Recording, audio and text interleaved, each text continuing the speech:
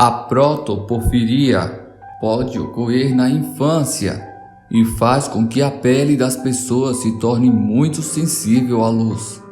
A exposição prolongada pode causar bolhas dolorosas e desfigurantes. As pessoas com EPP são cronicamente anêmicas, o que as faz se sentir muito cansadas, parecem muito pálidas, com maior fotossensibilidade, não podem sair à luz do dia. APP ou protoporfíria é uma doença que mesmo no dia nublado, a luz ultravioleta é suficiente para causar bolhas e desfigurar as partes expostas do corpo. Essas pessoas precisam ficar durante o dia dentro de casa e receber transfusões de sangue contendo níveis suficientes de Heme para que ajudem elas a aliviarem os seus sintomas. Nos tempos antigos, beber sangue animal e aparecer apenas à noite pode ter conseguido um efeito semelhante. E assim surgem as lendas dos vampiros dos séculos passados. Esta seria uma das explicações científicas para o que acontece. William Doggett, no século XVIII, no vilarejo de Tarrant Gunville, na Inglaterra, um servo chamado William Doggett teria tomado emprestado uma pequena fortuna com seu amo, Lord Melbourne.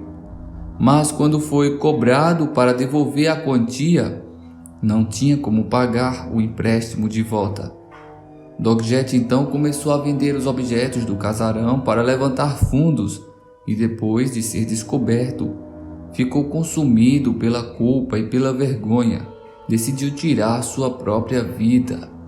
Depois do suicídio, começou a ocorrer no vilarejo um boato de que Doggett circulava pela localidade numa carruagem fantasmagórica de noite e que ele havia desenvolvido o gosto por consumir sangue humano. Além disso, vários fenômenos paranormais, como portas e janelas se abrindo, fechando sozinhas, passaram a ser observados em Tarrant Gunville. Não demorou muito até que todos se convencessem de que o servo tinha virado um vampiro. O cadáver de Doggett foi desenterrado e dizem que ele não mostrava qualquer sinal de decomposição. Além disso, quem estava presente durante a exumação relatou que o corpo do homem estava todo sujo de sangue, o que serviu de confirmação de que o cara era um vampiro. Então o corpo recebeu o tratamento da época indicado para lidar com seres das trevas. Depois disso, ele nunca mais voltou a assombrar o vilarejo. Será que ele desenvolveu, pequeninos, essa doença e saía do túmulo à noite em busca de sangue humano? Ou será que ele se envolveu com forças das trevas? Lembrando que estas histórias são relatos de pessoas que dizem ter vivenciado nesta época. São relatos históricos. Essa é a história de Peter Blagojevich. Ele foi um camponês que em 1725 se tornou um incidente de histeria coletiva no vilarejo de Kisilova, na Sérvia. Segundo seus registros históricos, depois do falecimento, mais 9 pessoas que moravam ali no local teriam morrido em circunstâncias estranhas, levando a população a suspeitar de que Petar poderia estar envolvido nestes casos.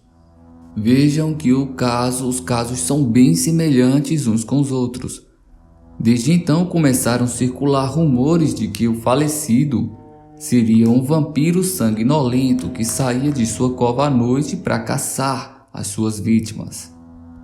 Inclusive, um dos relatos que surgiu foi de que Petar teria procurado o próprio filho primeiro em busca de comida e depois de o rapaz negar o alimento, o monstro teria o matado brutalmente e bebido seu sangue.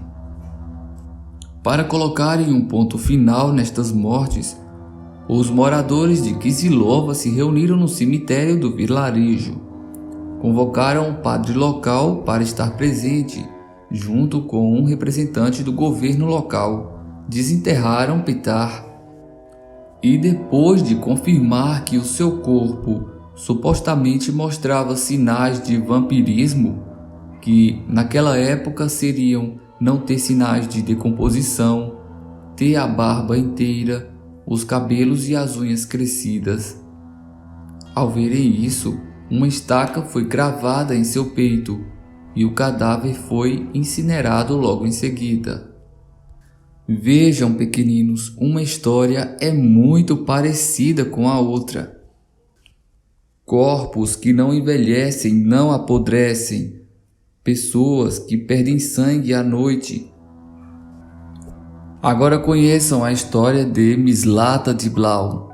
Este foi um humilde pastor tcheco que no século XIV deixou a população de um vilarejo onde morava aterrorizada.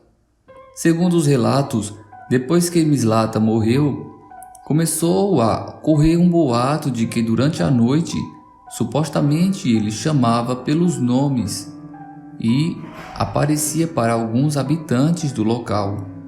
O problema é que os azarados que recebiam as suas visitas noturnas, visitas do defunto, começaram a morrer poucos dias depois.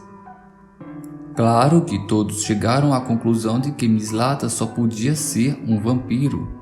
Então seu corpo foi desenterrado e uma estaca cravada em seu coração.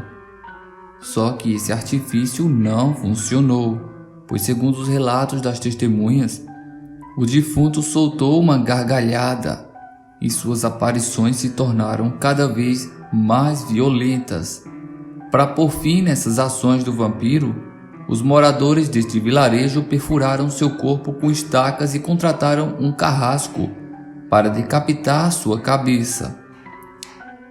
Depois o cadáver de Mislata foi cremado e enquanto as chamas o consumiam, dizem que o vampiro soltou gritos de congelar a espinha e que era possível ver o seu sangue borbulhando pelas feridas abertas.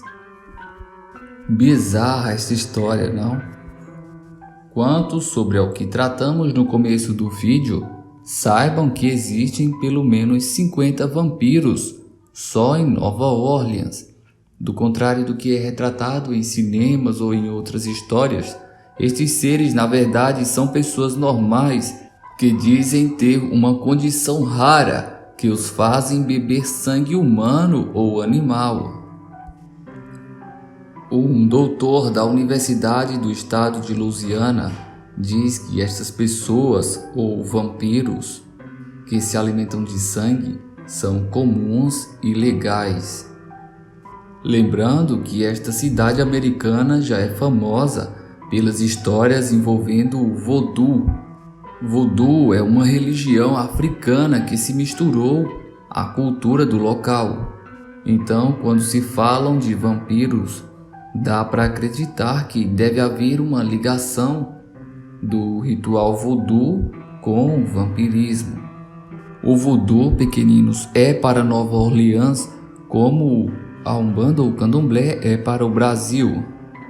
E se você acha estranho ou absurdo o número de pessoas que se alimentam de sangue apenas em Nova Orleans, é bom saber que nos Estados Unidos existem cerca de 5.000 vampiros de verdade.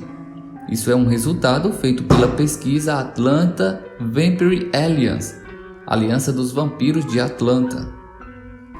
E a pergunta que não quer calar é a seguinte: será que estes vampiros da antiguidade, sedentos por sangue, não seriam na verdade monstros que vagavam pela noite, e sim pessoas normais que diziam ter um problema de saúde que os faziam beber sangue, seja humano ou animal? Será que eles realmente precisavam se esconder em tumbas para fugirem da sociedade preconceituosa? Será que algum serial killer os assassinava e embalsamava em caixões e usava de suas mortes para cometer outros massacres na região? acho que também nós devemos conhecer um pouco mais além essa religião que é conhecida como Vodou. Gratidão por assistirem esse vídeo. Se você gostou, deixe o seu like. Se está gostando do canal, se inscreva e clique no sino para acompanhar todos os vídeos que forem postados. Obrigado e até a próxima, meu pequenino.